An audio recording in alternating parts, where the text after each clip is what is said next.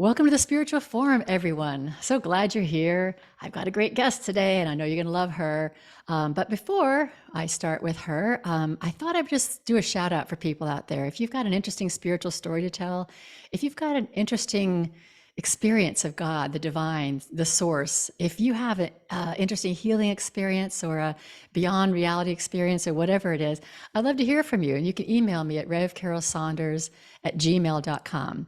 I also have a whole planet spirituality retreat coming up, and registration is open for just 2 more weeks. So check that out at thespiritualforum.org/retreat.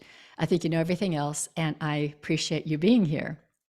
So let me introduce Dr. Jess Bell. Dr. Jess Bell is an osteopathic physician with over 20 years of hands-on treatment, initially specializing in I knew I'd mess this up. I'm going to try it again. Neuromusculoskeletal medicine and physical medicine and rehabilitation. I practiced that and I knew I was going to mess it up. After becoming aware of a much greater source of healing than she had learned through her more traditional medical training and education, she founded Energetic Osteopathy, which bridges traditional osteopathic treatment and energy medicine.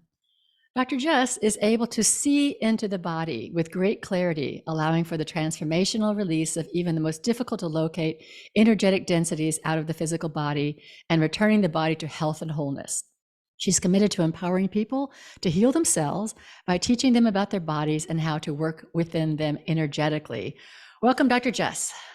Oh, thank you. Now, should I call you Reverend Carol or Carol? Well, you can call me Carol and I'll call you Jess. I love it. Okay. Well, thank you, Carol, for having me on your show. I'm so excited for this conversation. Yeah, I am too. We had a pre-conversation, and anyway, we really hit it off. So we could probably talk for a few hours, but we'll try to keep this for around an hour. Yeah, we'll just cut the titles, Jess and Carol today. So I think it'd be really, as I usually start my podcast, I'd like for you to share your spiritual journey or whatever you want to tell us about how you got to where you are in a reasonable amount of time, so we can get to what you're actually doing today. Yeah, thank you. I love hearing what comes through, because as soon as I open my mouth, I feel that there are just words that start to flow. And as soon as you asked the question, I heard, go to the bridge between osteopathy and energy. That's really what people want to hear. So the first part of my life was all about medical training. I was a kid when I started talking about wanting to become a doctor. I was 4. My dad had just died. I was crushed by a car, and I just kind of knew that same age, that all this happened in 1 year when I was 4, that I was going to be a doctor. So my whole life was a compilation of extreme passion, drive, motivation, and deep emotional and physical wounding, all kind of wrapped together in a package. And I was highly functioning, perfectionistic, I was just on a path, and I went for it. And so I love anything that has to do with the physical body. I was an athlete growing up, and with these injuries that I sustained when I was run over by a car at the age of 4, self-healing became a necessity for me because doctors didn't know how to help me. And yet at the same time, I was a competitive lacrosse player. I was always really muscular and agile. And I just started to find my own way to feel good in the body when doctors said, don't ever play soccer again and things like that. I was steered down dead ends in the medical community, and I was guided to find my own solutions, and I did. So medical school was a clear choice that I would go into an osteopathic medical school, which is the same thing as an allopathic medical school. So an MD goes to an allopathic medical school, and a DO, or I should say graduates. We graduate as a DO from an osteopathic medical school. And the biggest difference there is that an osteopathic medical school teaches a hands-on treatment modality, many of them actually. So the osteopathic philosophy is the body has self-healing capacities. And I loved that. The body is self-healing, self-regenerating, and self-correcting. And so I just, because of my own life up until that point, as soon as I learned about, the osteopathic physician and the philosophies behind it, that, nature heals us, that we are a part of nature, that there is this divine intelligence that we come from, And when we align in such a way to open up that connection again, our body actually heals. So that's what I got from osteopathic medical school. But when I went into training and I went into a field called physiatry, which is pain management, I wasn't seeing it. I was seeing opiate management. I was seeing injections. I was seeing surgery. I was seeing intervention. And I had to go down that path a little bit actually to see how dysfunctional it was. And it was one of the darkest times of my life, actually, getting out of medical training and going into practice. And so I kept, kind of getting steered along the way here. So, at first I knew I wanted to do something with the physical body. I thought that was surgery, orthopedic surgery, went into one surgical rotation and saw what an OR environment was like and how unkind it is actually, and how, my whole body just rejected that particular environment. So I went into physiatry thinking that that would be a non-surgical musculoskeletal, way to get people help in their physical bodies. And I realized that's not it either. That's just an intervention, non-surgical, but still intervention approach. So then I went into osteopathy. I actually redirected course and decided that the body has these. I knew the spiritual experience I'll share with you. There were many. And I think it's important to just share this with people because it's a big part of my story. I wasn't going to, but I just got called to. So I lost my father to addiction, and he was, 36 years old when he died. And I had so much wounding inside of me from my childhood that, as much as I knew I wasn't here to take that same path, I did. So I ended up getting addicted to medicines, actually, when I was in medical training. And when I got out of medical training, I found that I was bottoming out. And it was because I was face to face with the suffering of my patients, and I was suffering. So it was like my suffering was matching their suffering, and we were just suffering together. And I have always been guided to my dad, always with my dad. I've always known that there was more than just this physical plane. And as a child who loses a father at the age of 4, for me, death wasn't something I understood, except that they just transform, right? That it was like he was on the planet and then he wasn't.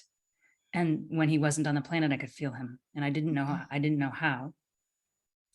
And I've always felt this guidance, just from, it was almost like he left the earth and all of a sudden I wanted to be a doctor, and here we were, and we were doing it together. And it was just this, like, there were so many forces that were unexplainable that I was following.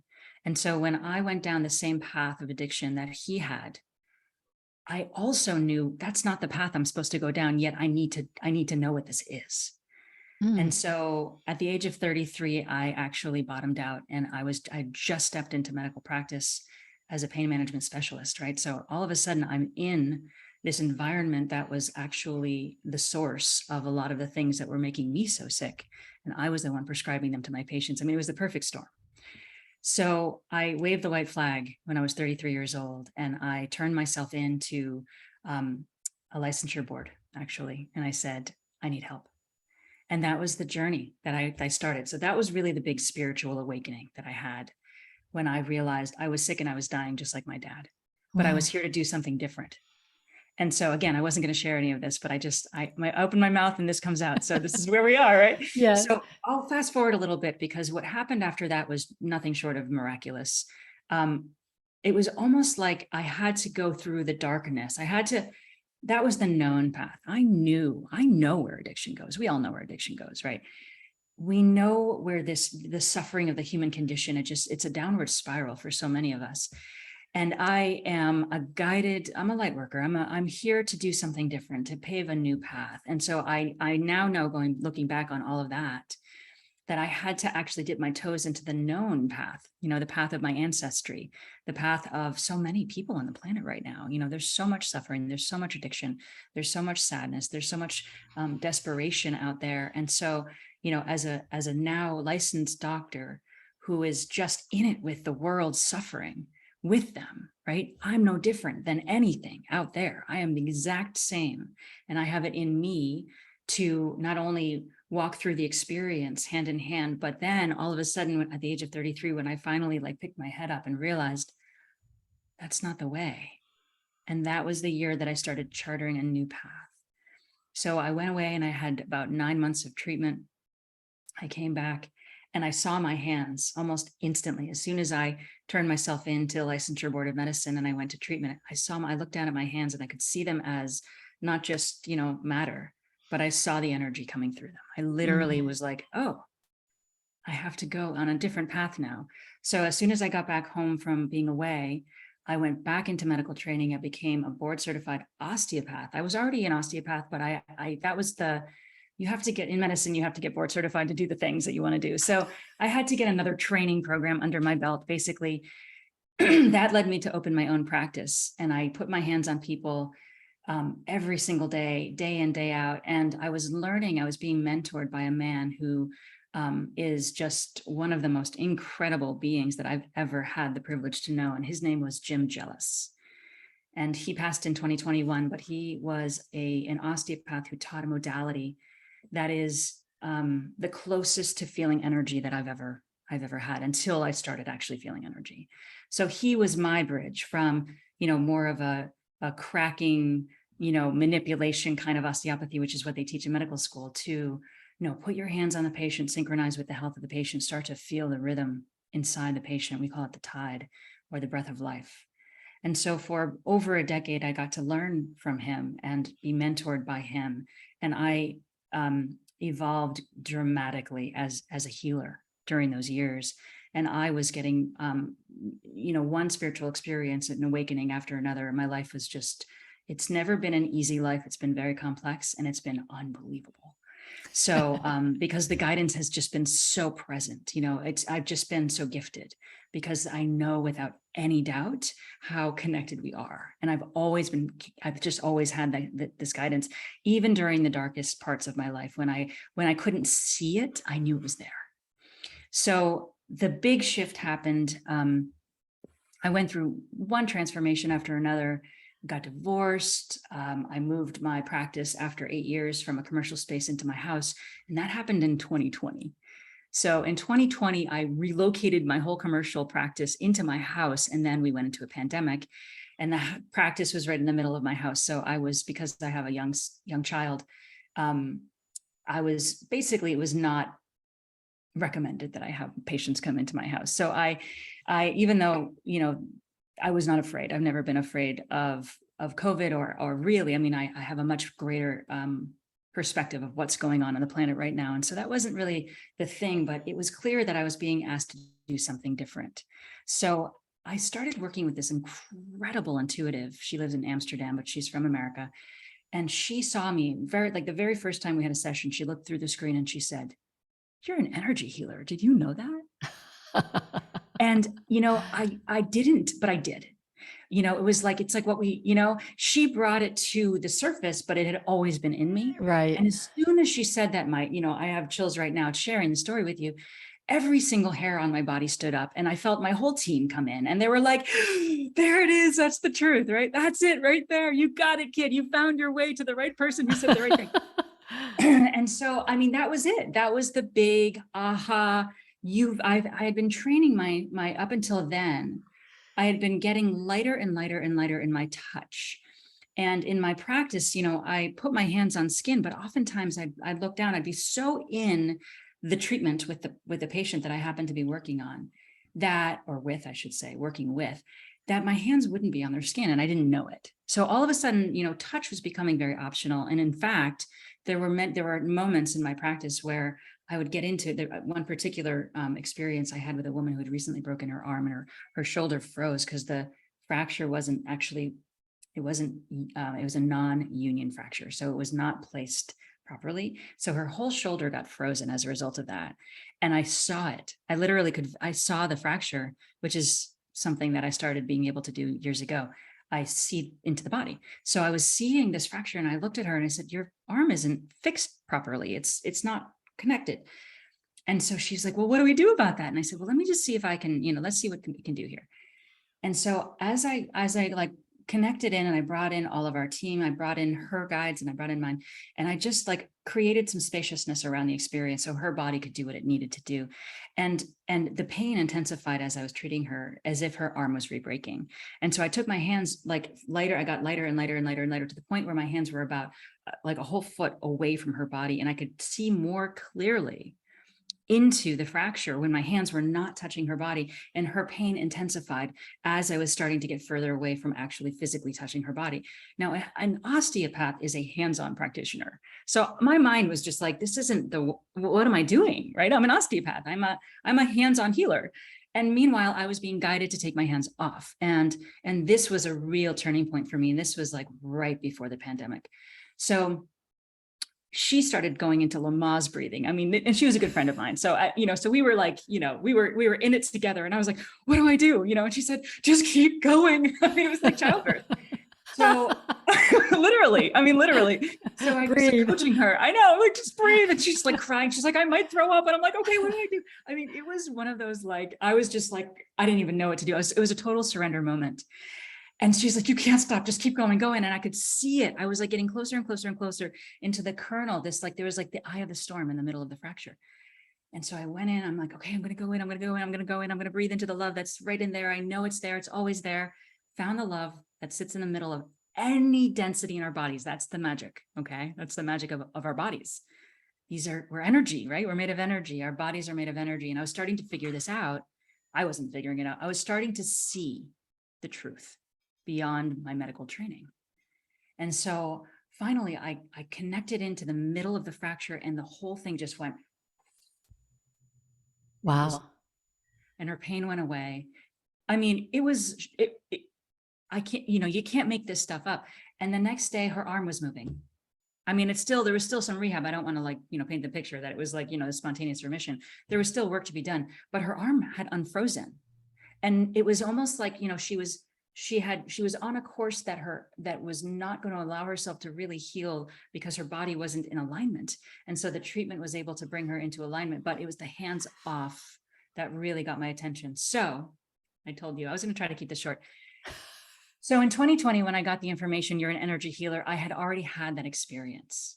And I look and then it all made sense. And actually everything that I had been seeing throughout the years of practicing medicine osteopathically with patients, it started to make sense the second that she said that to me. And it was like, it's all energy. It's always been energy. I've been taught to work inside the tissues of the body, but I'm like, but wait a minute.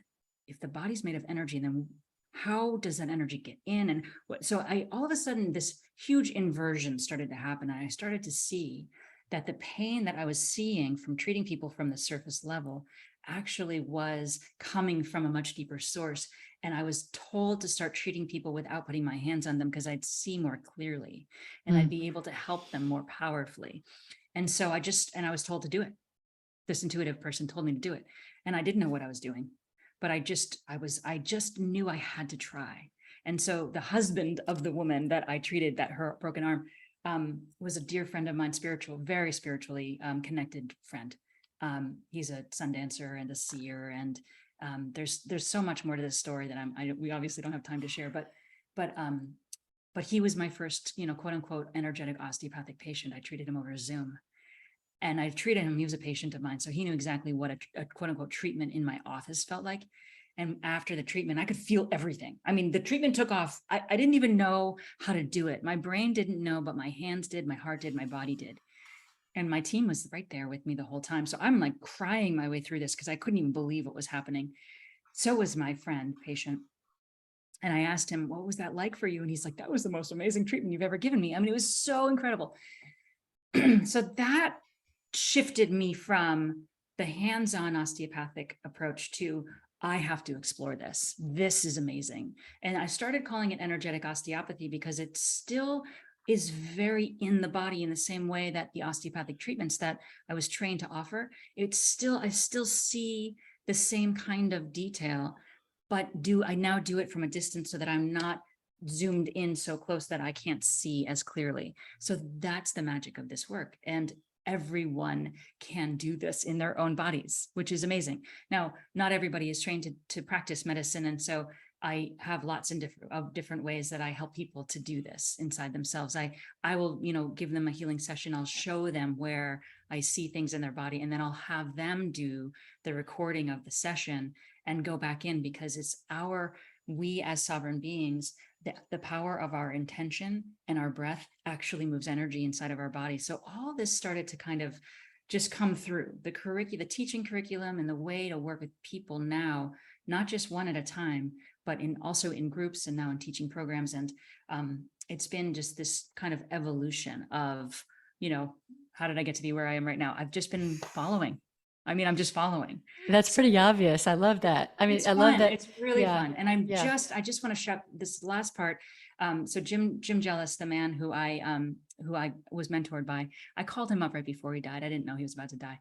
But I called him up and I just said, Jim, I need to know if this is okay. Because I was always taught an osteopathic treatment is a hands-on treatment. And there's, I would say 99% of the osteopaths on the planet still believe that's true. Some don't though, some know, because actually the original osteopaths were not necessarily hands-on, because it's all energy. We're all connected to that. And so it's interesting how we're like hitting up against, a bureaucracy of an indoctrination of the way that things have to be, when we now know nothing is what it seems, right? Nothing. It's all the opposite. Right. So I'm aware of this now. And so Jim listened very carefully, because I told him what I was doing. And he said to me, Jess, this is exactly right. And I said, Jim, is anybody doing this? And he said, not like you are, Jess.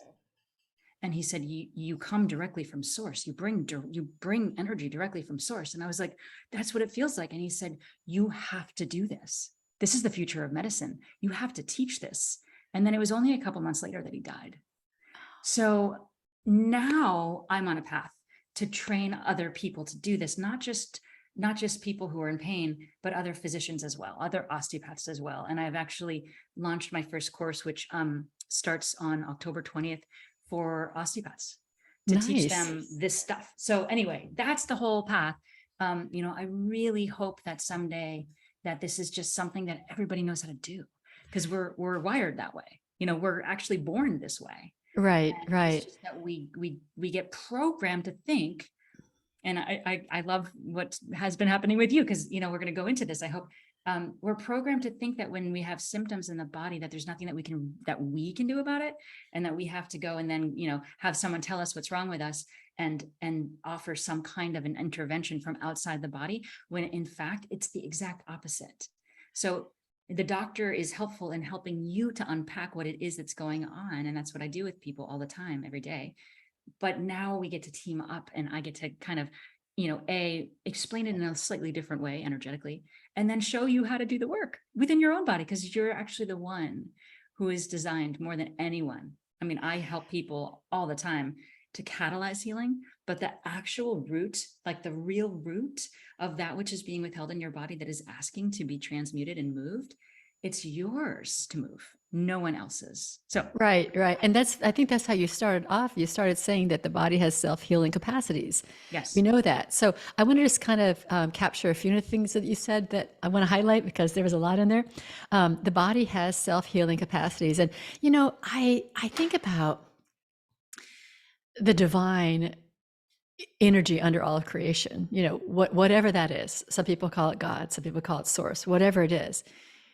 It's a beautiful design. It's not even conceivable in my mind that God, the divine, that is under all of creation, that created all that is, whether it's energy, consciousness, whatever it is, would design it so that bodies break and we need to put chemicals in them in order to fix them. It makes no sense at all. And it makes sense that we have injuries, we have injuries, and there has to be a way for us to heal them ourselves. It makes perfect sense. I think this is just kind of getting back to the garden, getting back to the simplicity, the normalcy. And like you said, nothing is as it seems. Everything's upside down. I think everything is upside down. I think that's what this time is showing us. But there are a couple of things that I wanted to highlight. First of all, you said when you got into the surgery, you said it was dysfunctional and unkind. And I'm just wondering, did anybody else notice that? Is that just you? Did anybody else, any of your peers notice that traditional medicine surgery and Oh, was yeah. unkind and dysfunctional? Oh, yeah. Okay. Yeah. So, So I had the benefit, thankfully, at the time, my partner was a medical student as well, was, um, ended up going into psychiatry. So she was 1 year ahead of me in medical school. And so she went into the surgical rotations, like, she was kind of going through the whole process of medical training ahead of me. And so, I mean, I remember, just like holding her and, that night, the night after these rotations, because she would just cry. yeah. And, and I mean, I think that it's really an interesting thing that happens to so many doctors, because I personally feel that doctors, many of them anyway, are energetic sensitives, empaths, healers. And then Yeah. we go into medical school and we have to almost, we have to completely dissociate from our humanity in order to get into these environments that are so abusive. And that's exactly It's so common, the corporate environment, the medical environment. exactly. It's like we're being put in the chute. It's almost like we're being, sent to slaughter. And Yeah, I use that metaphor not lightly, because that's a horrible, horrible thing that happens to animals.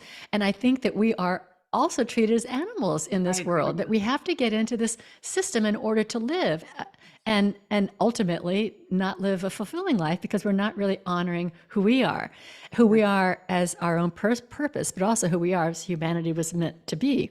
Yeah, There are absolutely. a couple of things I wanted to highlight. One Well said, is, Carol. I really love that you just brought that to light, because I just, and before you go on, I just go want to ahead. say that's why I'm so passionate about helping, you know, at the level of the medical professional. We are all here to heal, and we are all here to receive, to remember, I should say, our sovereignty, to become sovereign again. Because we are sovereign beings, meaning we all have the power inside of us to restore our systems back to love. That's what we're made of. We forget, because we've been indoctrinated into these barbaric systems and programmed and Right, turned upside right. down on our heads and literally lined up to slaughter. I mean, that is exactly what's going on. And so, it's just so easy for me to see that within the system that I walked into, which is why I resorted to drugs and alcohol, by the way, when I was in training, I because can see that. I had to numb up myself, and literally that I'm so sensitive, I'm so guided, I'm so connected, that just to get through it all, literally I needed to drink a glass of wine at night. I mean, it was like insane, I it was get that. meanwhile, and I just want to say this for anyone who's listening. I mean, I got straight A's in medical school. I mean, I was such a high performance person that I never put myself in a position where I was like harming somebody. It was more just, I was dampening down my own self. It was self-medication. It was numbing myself so that I wouldn't feel the pain of this completely inhumane experience that I was in the middle of for a very long period of time. And this almost to the day that I got out of medical training, I got sober, so it was almost just like, this is what's, and so no wonder we're all walking around, not we are, but, so many people are walking around completely battered and broken because Completely. Yeah, the systems they that don't. we're forced into. And I mean, I worked 20 years in the corporate world, and I've shared that before, but when I in the end times of that for me, I remember there was a time where I was walked into this headquarters building, big energy company in Houston. I walked in and I looked at the security guy and I said, "This place reeks of oppression." And he looked at me like, "What are you saying?" I love Like, no, that. no one's ever said that. No But one's ever I said just that, but good felt for that. you. It felt like this heavy, heavy energy. It's like we all have to get in the elevator now. And I was a person that would just kind of like talk in the elevator and try to be friendly, and everyone's like, Yes, yes, and I their dark completely suits, and believe. I had my pink suit and my red suit. I love that. Oh, I mean, I so didn't fit, but it is a system where you're constantly giving, and I'm just talking about corporate world. I would imagine that the medical world is the same thing. I remember even listening to my own doctor who I saw during COVID, and I just saw her, and I felt sad. I felt like she was just kind of spitting out what she had to spit out, like she had been to the meeting, and this is what we have to tell our patients. This is today's narrative. This is what's working. This is what's not working, and exactly. no, nothing else. And They are I, robots. yeah, it felt that way. It They felt are that robots way. right now. We know that there's a trance out there as well. there's such, there's mass formation psychosis. I mean, there's Yeah. such huge trance-like state that has descended upon humanity for many reasons. Probably, I mean, I know we can talk about pretty much Yeah. anything on your show, which I love. And the poor medical community that has been programmed to believe that they have to give all these shots and all these medications and all, I mean, it's an algorithm, and you have to check the box literally by law. And if you don't check the box, and by the way, doctors get money for prescribing. Right. All right. And that's the thing that patients don't, or I Prescribing shouldn't even say, medication. I want to take all these words away. We're just men and women. We're just people going to see each other. And even the patient doctor, that gives a doctor this powerful, the white coat thing. Whatever you say, what should I do? We give up our power to these people. Yes. And even by taking on the term patient, which I just said, Yeah. I'm the Oh, patient and you're the doctor. And, why aren't we just like, Carol and Jess and, exactly. Yeah. I mean, the only reason that I still have a medical license, thank God, is because we're still in a system that does have that power differential. It's funny because something that I've always loved about the osteopath who does osteopathy, who actually has like a hands-on practice, very few osteopaths that I know go by doctor. Okay. They go by their first name. And Okay. I've never been called Dr. Bell. I mean, I have, a few patients along the way just had to. They either had military training or they were maybe, there Yeah. was a certain type of person that really did feel the need to call me by doctor. That never felt right to me ever, and so I just love that you're bringing that in, Carol, because I agree with you. I repeatedly over the past 2.5 years since I've been working the way that I work now, which is all over Zoom. I love working over Zoom because when I touch a patient, it gives the illusion that I'm doing something that is really magical, and they become dependent. There's this codependent relationship that gets fostered in a medical community and really out in the world as well, everywhere we look. And where I started to see the gaps and the holes in my own practice, this started happening years ago. And it was, the patient would come in, I would put my hands on them, synchronize with them, meaning that would start the treatment experience, the osteopathic treatment. And my hands would get guided, and their body would tell me where the problems in the body were, the dysfunctions or the dis-ease. And I would just, together we'd go through this dance, and it wasn't me. And I always explain that to the patient. I said, together we're synchronizing to source. We're connecting into, I called it the tide back then because I was not really connected to the language of energy like I am now. And I had a language that I was taught by Jim Jellis. He was the one that created biodynamics. And so he talks about, so there's a real language here. And even he said language is limiting. But anyway, the point is that the patient would come in, something would happen. They wouldn't understand it. I had a little bit of an understanding. I don't think that we can really understand divine intelligence, and we can understand it as much as we possibly can, but there's a limit there because we're still human. And so I just knew that something magical was unfolding. I could feel it. I could sense it. The patient could feel it. They could sense it. They'd get up off the table. They felt better. And we were both like, wow, well, that was amazing. And then they'd go out into their world. And, most of the time they'd feel better for maybe a couple of weeks. And then the effect would start to wear off. And so then they'd come back thinking, I did something, right? I did it. Right. And so I would assure them again, we'd go through the whole thing all over again. And they're like, well, I don't care what it is. Do the thing that you did the last time that I was here, because that was amazing. And that felt great. And for like a week or two, I had no pain. And so I started to really see the breaking down, because I realized, oh, they're dependent on me. They think I'm doing the thing. And so that's where I realized, oh, this needs to be taught to the patient. Well, we'll just use the word patient, to the person, right? To the person, to the human, because I'm not doing this. So if I'm not doing this, who is? Our creator, right? Right. That which we're created by. And so one of the most magical experiences that I had, and can I just share this piece with you? Okay, really quick. About 2 or 3 months after I started working energetically, the cool thing about that was I started to feel the treatment experience without the interference of touching skin with my hands. So it was just pure, straight up. It was like undistilled energy. And this is how I teach. I teach people what this feels like. What does energy feel like, and how do you start to work with it in the body? My osteopathic skills translated pretty seamlessly into feeling energy because it felt similar enough that I identified that, oh, wow, this is actually what I'm feeling when I'm touching a person. But now this is what this feels like when I'm not touching a person. So I could see that it was the same therapeutic healing forces, divine intelligence. Okay. So a couple months after starting doing this, and I felt like the teaching curriculum was just coming through me and I was just writing it all out. And I went out for a run one day, like 2 months later, and my heart, I was so happy. It was this beautiful day. I felt so buoyant that day. I'm not a runner. I do run, but I'm not a runner.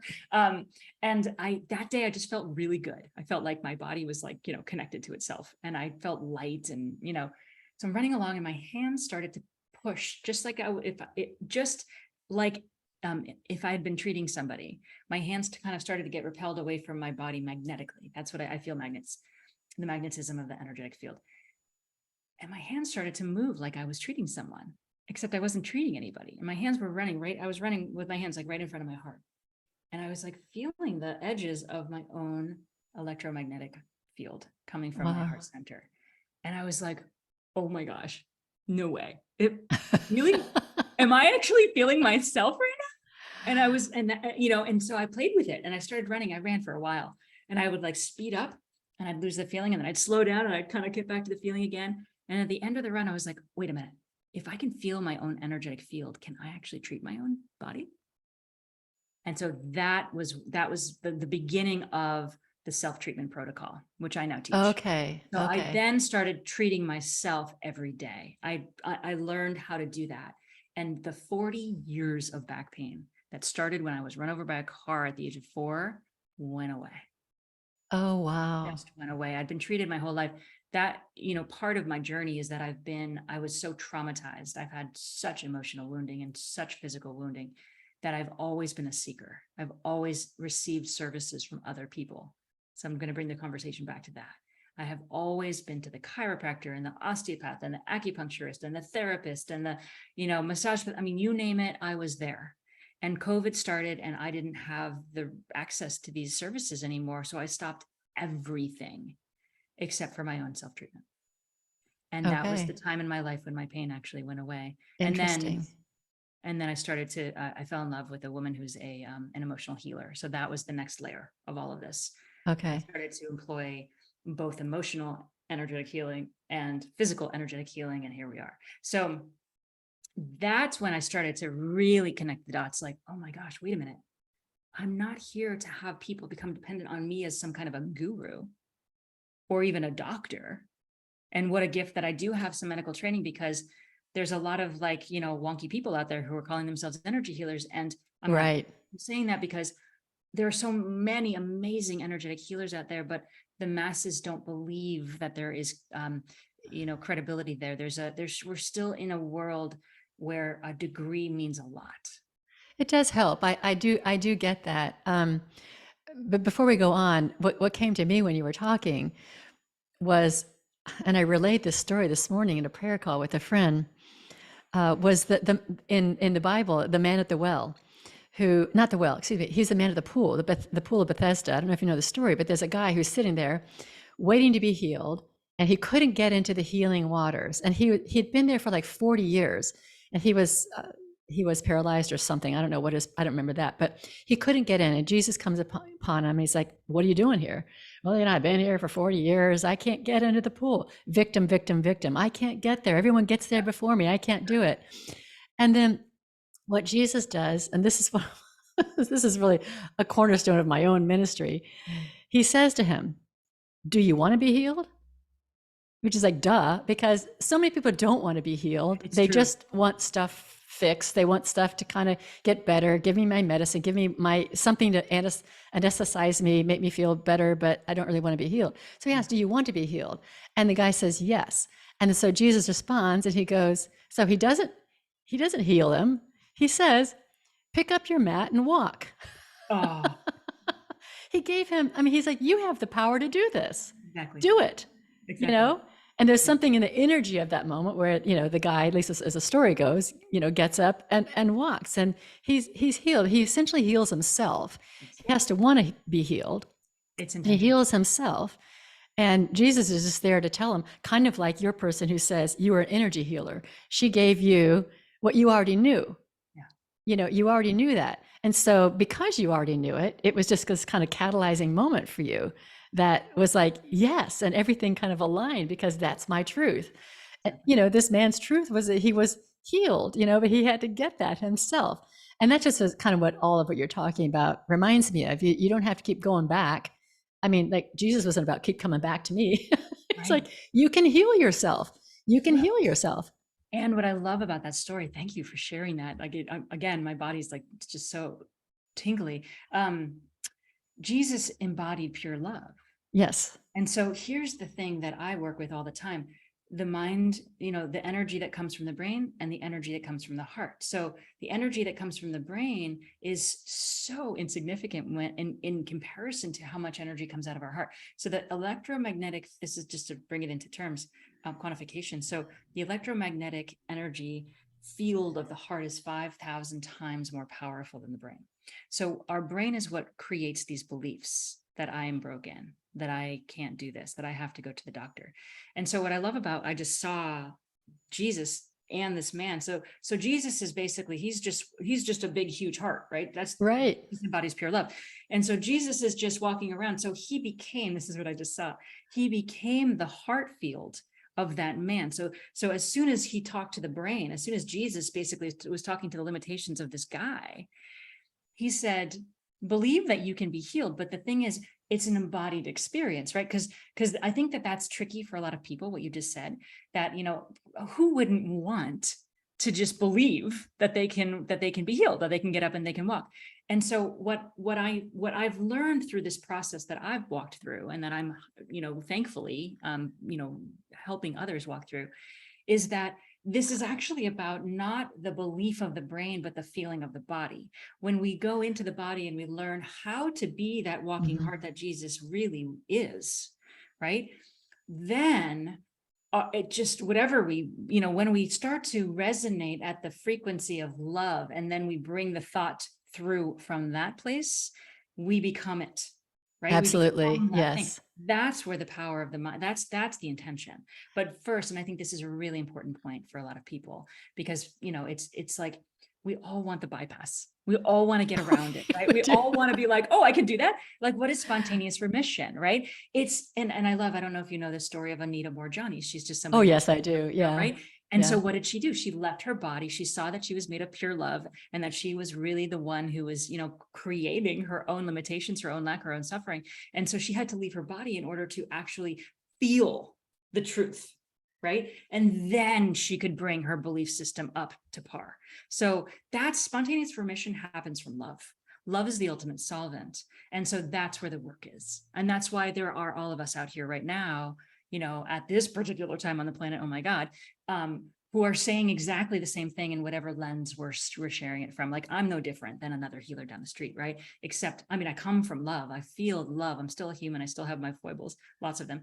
And I feel energy, I feel it. It's cool. So I get to kind of like unlock my own heart, which is what I do every day, whether it's through emotional tools that my partner brings through beautifully. And it's this incredible dance that we are here to do now. And I think this is a perfect segue to you talking about heart, right? I know. Because it's like, okay, so the heart. I love the heart. I think when we first met, I told you, like, the heart is like my favorite thing ever, because it is love. It's all about love. This whole inversion that we're seeing on this planet right now, it's about the fact that we've been mind controlled, right? We've been mind controlled by this unbelievably dark group of people, which is ridiculous to me that this has even happened, but it has. And under the surface of it all is this rising tidal wave, tsunami wave of love. Yeah. Right. So this stuff is coming up and we're seeing it and it's ugly and it's disgusting and it's been here forever. And everyone's freaking out because they're like, oh my God, what's going to happen? The world's coming to an end. It's not. No, it's not. It's that love is actually rising again. Thank God. And in the process of love rising, it's mass destruction and war. It's intense. It's like people are dying and suffering. And it's like, it's a pretty frightening thing when you actually look at the dark part of this. But I see that It's called, I use kind of divided attention when I'm looking at all this stuff. So love, getting back to the heart, okay? Love is really the way through it all. And so I am seeing, and I'll turn this over to you, I'm seeing in myself, and I'm seeing in a lot of the people that I work with, a lot of cardiac symptoms, actually. And the reason for this is because I just mentioned that the heart is 5,000 times the energy center of the heart. Okay. So this is like energy center number 4. And this center lives in the middle of the chest. It's not that we're not talking about the anatomic heart, which is off to the left, but the actual energy center of the heart is what I'm talking about right now. It's the energy that actually feeds the anatomic heart. And this energy center in the middle of our chest, because love is now rising, is getting upgraded in these humongous ways.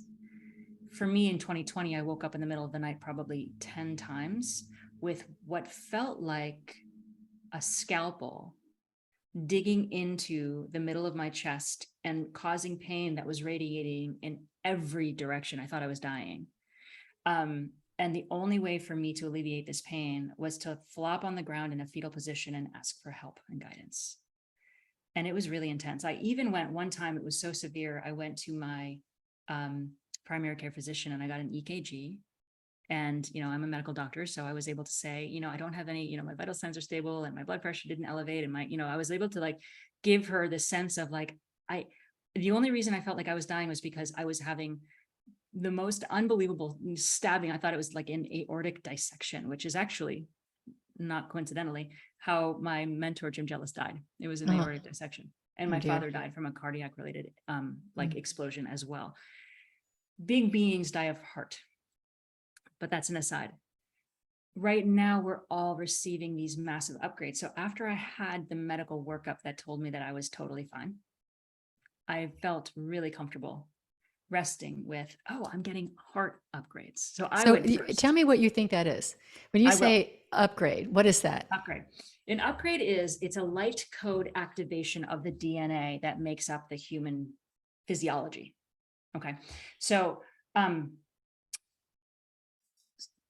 anyone listening to this is likely and considers themselves to be an energetic sensitive. They're awake, most likely, maybe not, but somebody who can feel a lot. Right? We feel a lot. Some of us just come here and I don't like labels at all. But we have to, talk, we have to communicate with one another. And so I just generally talk about certain people on the planet coming in as more sensitive energetically than others, an energetic sensitive. Okay. So translate that to an energetic sensitive basically has DNA that is able to feel energy. Bodies that are able to feel energy, whether it's through our psychic gifts and abilities. In my case, I feel energy, I hear it, I see it. That's where all the clairs come in: clairaudient, clairvisual, clairsentient, claircognizant. So somebody who has the ability to feel and sense energy, what's going on, if you go all the way down to the body level, it means that their system, their light system, their energy system is a little bit more expanded. Okay. And the way that we evolve as a species is through our DNA activations. We have 2 strands that have been sequenced, but we actually have 12 strands. We have 12 strands of DNA. And anyone who works in the world of human genetics will, if they're not open to the concept of quantum healing or higher guidance, will say that we have a lot of quote unquote junk DNA. Okay. Not true. None of the DNA that we have in our body is junk. Some of the DNA codes are active and some of the DNA codes are not active. And the human evolution is the activation of more DNA codes through energy signals that come through us. Okay. Okay. So I want to just interject here for a second, because I've not really considered myself one that has all those clairs. Okay. And you don't have to be, by the way, Claire. Yeah. Yeah. It's just really interesting to me that here I am. I consider myself somebody who's somewhat sensitive to energy. I can go into a house and I can sense the energy there. I can sense if something dark or bad has happened there. I have a sense whenever somebody's mood changes very quickly, things like that. or like the mood hasn't changed, but I can tell the mood has changed, like without any outer showing of that. Yes. So I've never really considered myself one that's really highly energetically sensitive, but maybe I am. Maybe it's just going to take somebody to say that you are. You are. Because so here's the thing, just to tell my audience, I did have a session with Jess, and I went to Jess because I have had this sense of feeling my heart, and there'd be times where I would just kind of like I could feel it like I don't normally feel it. And you know, it's so interesting, Jess. The first time that it has occurred to me is it isn't actually my physical heart. It is actually the center. It is actually the center. That's I feel it right now. I feel it right now. So I'm sitting here walking around thinking there's something wrong with me, and what should I do? And you know, there's all this talk about myocarditis and this and that. And I wasn't really afraid. I mean, I don't feel like I was afraid. It's possible I'm lying to myself, but I didn't really feel that. I was just kind of like, what's going on, you know? And so, so we did have a session, which was just very interesting. And then I kind of expected it all to kind of like go away and I'd be well. And, and then like even today, before coming on to this podcast, I went through the recording again that she gave me. And now I'm feeling my heart again, and I'm feeling it. I feel it right now. And it's not like it hurts. It's not like it's, you know, painful or anything, but I just feel it. And I'm thinking something else is going on other than, oh my gosh, I've got a bad heart. It just feels energetically like something's going on, like I'm becoming more sensitive to something or something. I don't know. I don't know, but I thought I'd just share that with the audience. I did go several days without feeling it. Like it's not like it's always here with me, but it comes and goes, and I'm trying to make sense out of it. But I'm actually maybe just trying to live with it, and maybe deciding that it's informing me of something, or like you say, maybe it's just being upgraded in some way, that energy center. So anyway, I'll just put that out there. Yeah. So thank you for sharing that personal story with the audience, because I think it's really helpful to hear. That's why I shared a little bit about my own experience as Yeah. well. So here's without going, and I realize we can get really complicated and really scientific when it comes to heart upgrades, but here's the bottom line. This is what I see through my own experience, but also, you know, when I work with other people. So we're all sensitives. Some of us are a little bit more sensitive than others, right? We all come in with our own divine gifts. And so some people can feel energy, some people can see energy, you can sense energy emotionally. That's what we call an empath. Okay. And we're more and more of us are actually starting to remember that we have these sensitivities. And actually, when we do our own healing, when we go into our bodies, when we clear out, and I won't go too deep into, you know, that whole thing, but as we recognize that there's a lot going on in the body, and we start to clear it out through various tools that I think a lot of people are starting to recognize are needed, right? Self-healing is a really important part of this particular place where we are in human evolution. As we start to connect into ourselves more, we actually become more sensitive. And as we become more sensitive, we feel more. So what's going on is that right now we're in the middle of a process of Earth's ascension. We're calling it Earth's ascension. Mm-hmm. So ascension basically means that there's different frequencies of energy that are coming to Earth and then from Earth into us. So we are ascending with Earth. So there's different frequencies, meaning more expanded frequencies. The energy is moving faster, and there's also more of it. Okay, so that's ascension. More energy, faster energy, and expanded frequencies. So what's going on inside the human body, and I talk a lot about this in the teachings that I offer, is that the human body is also upgrading. Every single system in our body is upgrading to better accommodate for the changing energy that's coming to the earth, and then it's being fed. We're connected. We are children of this earth. We're made of earth. We're made of these energies. And so as the earth herself is changing, our bodies are changing in tandem. She's kind of going first, and then she's feeding us through a central energetic channel that goes through our bodies. the central energetic channel comes up through our root, our very first energy center at the base of the pelvis. And then it feeds into 6 internal energy centers along the spine. The fourth one of that is the heart, and it's the biggest one. So if you look at, and so anyone out there who knows about the chakra system, that's not exactly what I'm talking about, because chakras are a form of an energetic structure that we actually had that's fading out. We are ascending beyond the chakra system into a 5th dimensional energetic system. And so our bodies are changing. And that process it's really incredible, actually. And a lot of people are having ascension symptoms right now that are as a result of their energetic system changing. Because if you think about it, okay, think about your heart. Your heart has this huge energetic center, right? Huge, massive. And so we are all upgrading. And if that is your number one most powerful energetic center, then maybe it's possible that all you're doing is actually feeling the energy that's coming through you. Yeah. When the energy comes through that heart center, it feeds the neurologic supply to your lungs, to your anatomic heart, and also to your thymus gland, which is amazing because that's like the fountain of youth gland of your body. Oh, I'll take that. Right.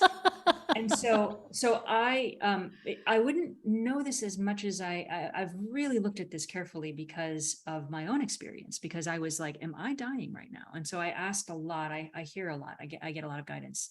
And so, sitting in quiet meditation, I ask a lot of questions. And so I would ask, what is this? What is going on here?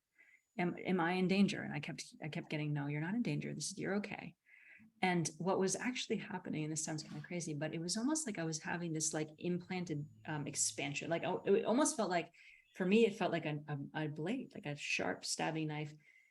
And my heart was getting bigger. And that's exactly what's going on. Our systems are getting bigger. And if love is the one frequency, our innate resting vibration that heals everything, right? We know this through Jesus. If love is that one energy that it is the ultimate solvent, is the greatest lover, the healer of us all, then it makes sense that you are going to feel the one center through which more energy is pulsing than any other center in your whole body. So it's so helpful to have a sense of this. Now, obviously, do your own research. And if anyone out there is listening to this and you're like, oh my God, am I having an upgrade or am I having a cardiac symptom? Always get checked out first. That's what I did. Like, always go and just make sure that your vital signs are stable and that your blood pressure, right? Make sure that you're not missing something that could be treated, because we still have physical bodies, and these physical bodies of ours are real. They're real, right? Even though I believe they're made of energy 100%. So the underlying center, that heart center, is more sensitive than many. Interesting. So, I have a healthy skeptic question for you. Yeah, go for it. I love it. Yeah, it's like, how do we know it isn't like EMF? It isn't like electromagnetic stuff going on with all the 5G stuff or whatever, something is outer that is not impacting our body. How do we know that? Well, because then you have to ask the question of, start being your own researcher, right? Because EMFs make us really sick. And the truth is, that's noise pollution. That's vibrational pollution, right? That's like, we're getting irradiated by these EMFs and by 5G. And so what that happens when we get, you can look at this as far as any environmental toxin that we have is systemic. Okay. It's systemic. And it also has this sense with it of darkness. Like, oh, this isn't good. Like, there's dis-ease in my body right now. Okay. And this is a great question, Carol, because when you start to tune into it, right? As I did, you did the same thing. Is this bad? Right? Should I be afraid of this? And your intuition, heart, by the way, is what brings us intuition. So when I was asking the question, am I dying? And it really did feel at times. I mean, I was in like 10 out of 10 pain at times. So I was like, oh God, what is happening here? Ask the question. Your body knows, right? So EMFs, not good. We all have a sense. Like, if we're eating something that we're allergic to, there's nothing subtle about that, right? Yeah. If you're having like an anaphylactic reaction, or you're having a reaction to something, or if there's something that's like affecting your body and it's really harmful, intuitively your body will say, 5-alarm fire, there's an issue here, right? Danger, go get checked out. So that's where the wisdom of the body is actually really important. And our body knows. Our body is wiser than our brain. Right. So we need to talk to our body. We need Talk to, to the body and yeah, ask the learn how to question, do am I that. in Yeah. danger? Is this an EMF? You'll Yeah. hear the answer, right? Interesting. Interesting. I also have a question for you. So when you are seeing inside someone's body, are you able to see pathogens or pathological problems? Do you see cancer or something like that if it's there? I see. So the specificity, so we have to think that this is energy that I'm seeing. Okay. What I see is, and a body that is in a state of flow or health or wholeness doesn't show me anatomy. It doesn't show me a liver. It doesn't show me a tumor or a mass. But anywhere inside of the body, and I know the body very well because I've studied it for, almost 3 decades now. Is that right? 21 years. I started medical school in 2001. So the benefit of being of working in the way that I do right now is that when I close my eyes and I synchronize with you, I actually see an energetic depiction of your body from the inside out. Now, it shouldn't show me anything, because if energy is moving and flowing through you, I actually won't see it. As I can kind of see the individual energy centers, and by see, it's more feel. I use my hands. So it's almost like asking somebody who is, vision impaired, to describe something, right? It's like that the senses that they have are so enhanced without actually having that visual cue. So when I'm talking about seeing, it's that this is an extra sense that I have to visualize and feel and connect with the energy inside of the body. I don't see a specific, like someone said to me once, like, I have Lyme disease. Can you see the spirochetes? And I can't see the spirochetes, but what I can see is where it's creating a separation, a compartmentalization of the energetic system. And I can get really specific into where in the body it's located, because I'll see the outline of that anatomical structure. Okay. So dense energy that's not moving very well in the body, creates dis-ease. And so in a way, I almost feel like it's better that I don't, because when we look at something, when we stare at something, in osteopathy, we call it a lesion. If you stare at the lesion, you anchor it in place. That which we don't want, right? Anything we resist in the body, for example, if we feel something and we're like, oh, I'm not going to go there, you anchor it in place. So I see it, I see the location, I see the generalized makeup of it. It looks like a dense, gooey boulder. I can describe it. Like, it feels tarry, it feels molassesy, there's tentacles to it. Like, I can really get a sense of the qualities of it without the specific, biopsy report, for example. Okay. Okay. So, what is illness then? So, and I don't mean like runny nose and cold, but like, if somebody really has a problem with their liver, their kidney, or heart disease, like physically, like that, or cancer, how does that show up energetically in a body? So pretty much like what I just said to you. So I just wasn't listening. It's okay. I'll go through it. So here's what happens. Okay. Okay. Okay. That's, let me not ask that question. Let me try again.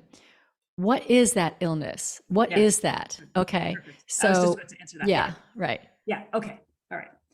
Any energy that's in our body that's not moving, that's in a form of, or energy doesn't completely stop. It's not like we have these like cement, bricks in our bodies, but a body that's healthy. Okay, so go back to any one of you who has children or grandchildren, or has just had the benefit of holding a healthy newborn baby.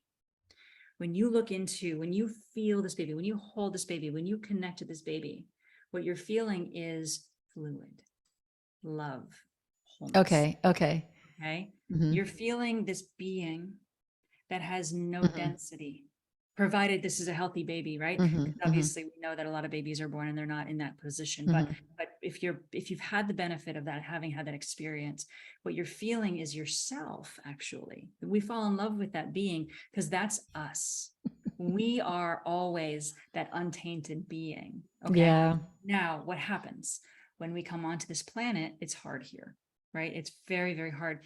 And the moment that we start to develop, we start to take in a lot of experiences, right? We're just taking in one experience after another experience after another experience, and we're living in an energetic world.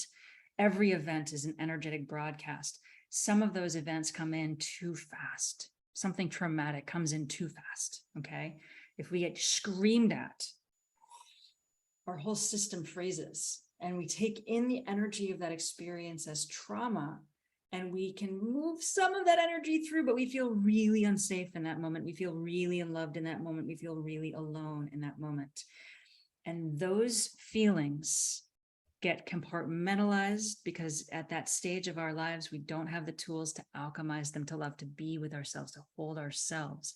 If we are unloved in that moment, then that energy comes in, and our body wants to maintain that innate resting state of love that we came in as.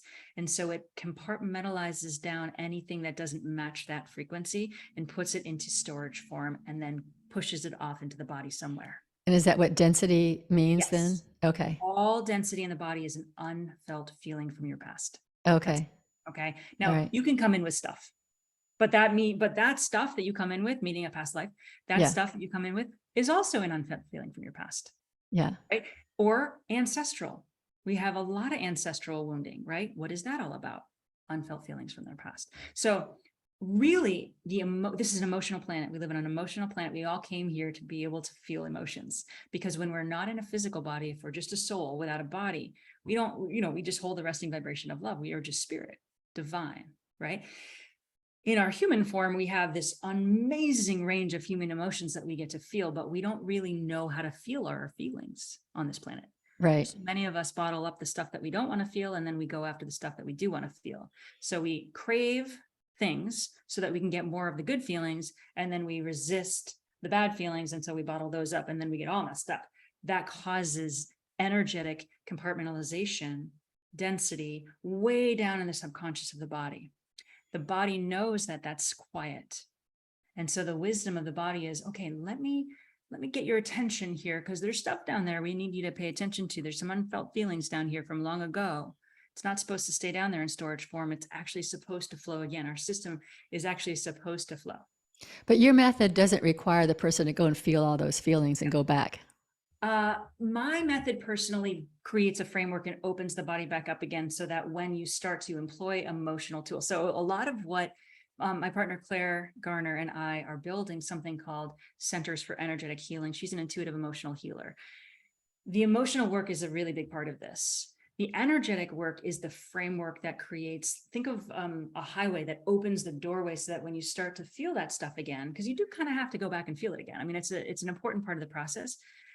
The first step in all of this is really remembering that we're sovereign, remembering that we're energetic, remembering that we have these densities inside of our bodies.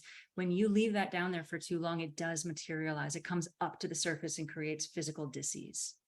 That's what disease is. All human disease and pain, all of it, 100% of it comes from unfelt feelings from the past. Okay, so you don't ascribe any disease to poisons or food, bad food, or anything like that, eating poorly? Well, so we have to think about the fact that yes, but we are creating our experiences, right? We're creating. So like when we break a bone, I mean, that's a trauma. That's not an emotional trauma, right? Right. But it actually is, because we create the events that we find ourselves in order to create the wounding, so that we will ultimately go back and receive the wisdom that comes with. So we may be choosing to eat certain things that are not aligned with the health of our body, and that's part of what we're creating so that we can do our own healing. Yes, you see it with animals all the time, right? Who go outside and eat grass, and then they throw up, and you're like, why are you going outside and eating grass and throwing up? You know you're going to get sick when you do that, but they're doing it intentionally. They're like, no, I'm actually clearing my system. I'm doing a purge. Literally purging my system right now. It's perfect. Don't bother me. We make things way more complicated than they have to be. Yeah. And what you just asked is an amazing question, because energy always fractures first. Okay. The energetic system is where the disease begins. That's why I treat help people, I should say, I help people down at the energetic level. And then we kind of together move up to the physical body level. The whole medical system is an inversion, right? They're treating the symptoms from the outside in. Where's the issue? It's on the energetic level that has come up to the surface. And so we're actually completely upside down. Now I just want to say this. Modern medicine is amazing what we can do when it comes to a life-saving measure, right? We have to give credit where credit is due, because I just feel like I can get so excited about the energies here, and I just want to make sure that I'm not like confusing anyone. If you have a life-threatening emergency, or if you've had an orthopedic trauma, I have had a lot of orthopedic traumas. I've needed orthopedic surgery. I've needed to use these things, and oh my God, am I grateful, right? When my foot was falling off because I had a mountain biking accident, thank God I had all of those things, medicines, and I had the surgery, and I had the crutches, and I had so we're in a world right now where we do need both, and we need both equally. And I think that's the problem. It's that we put all of our emphasis on modern medicine, and we've just not all of us, but so many, the modern medical, the purists within Western culture. It's been suppressed. Yeah. It's been suppressed. Yeah. It's coming back. Yeah, there's not just one tool to handle the body. So sometimes you go the traditional medical way, sometimes you go the energetic way. Ideally, it's both. Right. Okay. Ideally it's both. And I say that to people all the time, because they're like, you're a doctor and you're an energy healer. Can't you just treat me energetically? And I'm like, sure. But also you need to go to your doctor and make sure that you're physical, because we still have a physical body at this stage of our human evolution, right? We still have diseases. We still ingest poisons. We still have heart attacks. We still, I believe at some point in our, maybe 100 years down the road, we won't need modern medicine the way that we need it right now. For this moment in time, we definitely need both, but there's okay, I'll give you a really quick example. I was working with a friend of mine, a client, and he had open heart surgery, and he was in the cardiac intensive care unit, and he had just had a valve replaced, or repaired actually, and the rhythm of his heart readjusted, and he wasn't sleeping. And he wasn't eating, and he was having a really hard time, and he had this sense of like impending doom. And so thankfully, he and I worked together quite a bit. And so he said, can you come into the hospital, Zoom into the hospital? And I did. So, we had a Zoom session, and I went in and I got into his fourth energy center.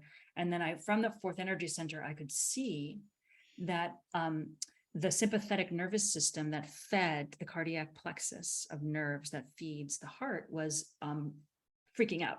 It was really, really, really, really activated, because they had stopped his heart during the surgery. So his heart was in trauma. It was having a true trauma response. And so the sympathetic, parasympathetic inputs to the heart were completely out of balance. And I could actually see that. And so when I went in, I basically opened back up. So they patched him back up. They put his heart together. They got the blood going in his body again. And according to all of their vitals and their statistics and their lab work, everything looked great. Meanwhile, he wasn't eating, he wasn't sleeping, he was having this sense of impending doom, and he had incredible, intractable pain. And so after the session, he fell asleep for the first time in like 3 days, which is really important after you have major surgery. And when he woke up, he was ravenously hungry. And so he ate like everything on his plate. And it was amazing. He had like this incredible turnaround, because the surgery was restorative to the structure of the heart, but it actually impeded the flow of energy because they stopped his heart. Right? Okay. So they impeded the flow of energy to the nervous system. And so everything at their level, the 3D level, looked great. But on the energetic level, he had nothing going through, or just enough. It was creating this huge stress and trauma on his body. And so because we were able to get in and do the energetic treatment right after the actual anatomic treatment, he was discharged the next day. Interesting. So that's a good example of how both modalities work together. Yeah, sure. Yeah. Okay, Jess, we're coming up on time, and I just want to give you the last word to say whatever you want to say. I think the thing that I would take away from this is so much to take away, but the idea that we can heal our own bodies. I think that is just, talk about the inversion and upside down thinking. That's so big. That's so big to think that we have the capacity to heal our own body. And I'm a Unity minister, and Unity is founded by Myrtle and Charles Fillmore. Myrtle Fillmore healed herself of tuberculosis by she prayed for 2 years. I mean, it took her 2 years, but she prayed. She said She sat in a rocking chair, and she had an empty rocking chair next to her, which she said Jesus was in. And she just was in meditation and prayer for talking to her body, loving her cells, healing her cells. And she healed herself of tuberculosis, which she had had a 6-month sentence, basically. So we know that that's possible. But most people don't want to sit around for 2 years and pray. So that's when they go to the doctor. But it sounds like this is something else. What you're talking about is something else. It's in between sitting and praying for 2 years and checking out of life and going and just getting completely, getting medicated, that we actually can energetically go into our bodies and heal ourselves. Yes. Yes. And I want to, yes.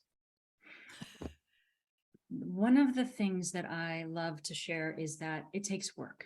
So I treat myself every day, twice a day. I did a practice right before we got on screen, actually, because I know how important it is to reconnect my body to the source of energy that it's made of, Earth, right? So when we take time every day, this is the lasting, this is the message I want to impress. The framework that I've been gifted with is very specific. And so the specificity matters. I feel that prayer is real. I feel that the divine is with us. We are guided in every single way. We always have been. And we have free will. So when we call in guidance, we are literally calling in guidance, right? We get to choose the guidance that we receive. What this is for me is a much more specific, and now there's also a divine timing component to this. So when I shared that I was able to move the pain that I had been experiencing in my back, from the time I was a child, that took me a few months of, and I didn't even notice that it was gone until I was back squatting at CrossFit one day, and which I love to do. And I just noticed the pain wasn't there anymore. So it was just this kind of gradual fading away of something that I just had become very closely connected with. But the day that I started to connect with this system of getting into my body, and my system is just one way. And I always tell people, please make this your own, right? Like my job is just to teach you who you really are. And just put on your energetic goggles and let's go in together. That's basically what we do, right? We go in together, and I offer you a framework so that you can start to become really curious. You are your greatest healer. And the work is daily. So you don't brush your teeth once and you're done, right? You brush your teeth every day. Our bodies, we have bodies that require daily attention. Mm-hmm. But this one thing, I will say, for me has been the most transformative addition that I've added to my life. And that started for me back in 2020.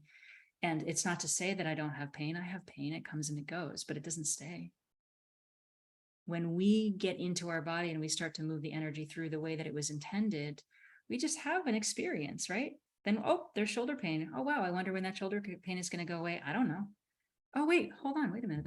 That shoulder pain's not there anymore. When we start to get really curious, right, then we just continue to have, it's like we're having this experience with this body of ours. And our job is to care for it internally.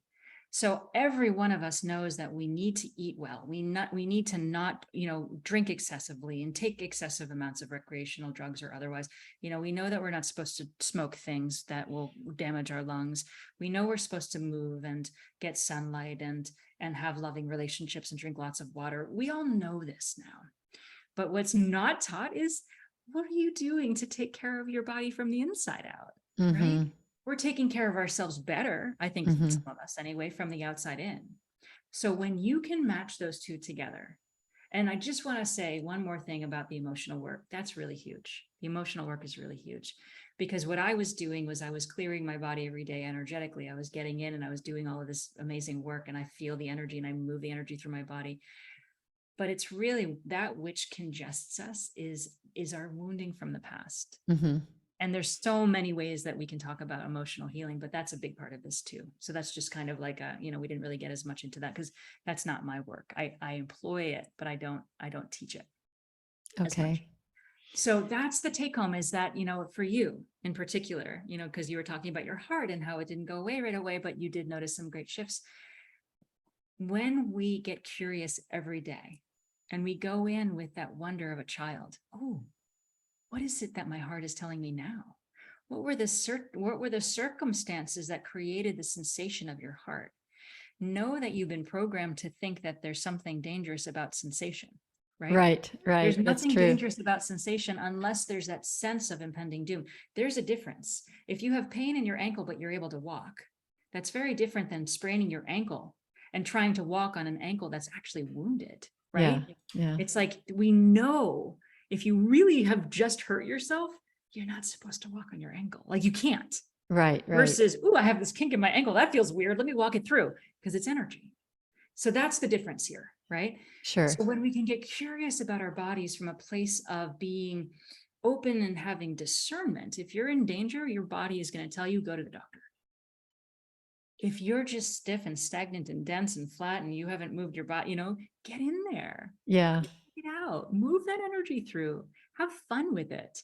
I think something that I used to be was, and I still am at times, is really serious. And the more that I engage with my own work, the more that I'm, seeing the intensity on this planet, the more I am really, I'll just leave this as a lasting thing. Have fun, right? Have fun with this body of ours, and recognize that we've been programmed to be afraid of it. And recognize that we've been programmed by our medical system and by, the powers that be, to give our power away and to have to go to a doctor to tell us what our body is telling us, right? That is not okay. That model doesn't work. It's incomplete. And so the more that we can do our own internal, it's like we're own scientists in there, only we're spiritualists, right? Go in there, connect in there, get curious about it. If you don't know, then, that's what my platforms are for. I have a really cool platform called Self-Healing Immersion, where my partner and I both come on. We do tons of live events. I treat groups twice a month in that platform. And we just do a lot there to teach. The whole point of this is to teach you what I'm talking about. And to show and you. I'll have your links and everything on the podcast page. And I appreciate you coming on and telling everybody what you do and who we are. I think that's who we are and who our body and what our bodies are. Yeah. And remembering that, I think another takeaway is, this is a time of really resonating in our energy of love, and however we can do that with our bodies and with our hearts and help this planet and the whole world transform. That's what we're here for.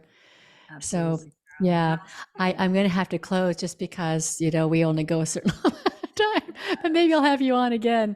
I appreciate it so much, Jess. I love that. Oh, what a great conversation. Thank you for all your questions. I loved every one of them. Oh, I've got 1,000 more, but we didn't have time. Next time. Let's do Next it again. time. All right. Thank you. And I now close the Spiritual Forum.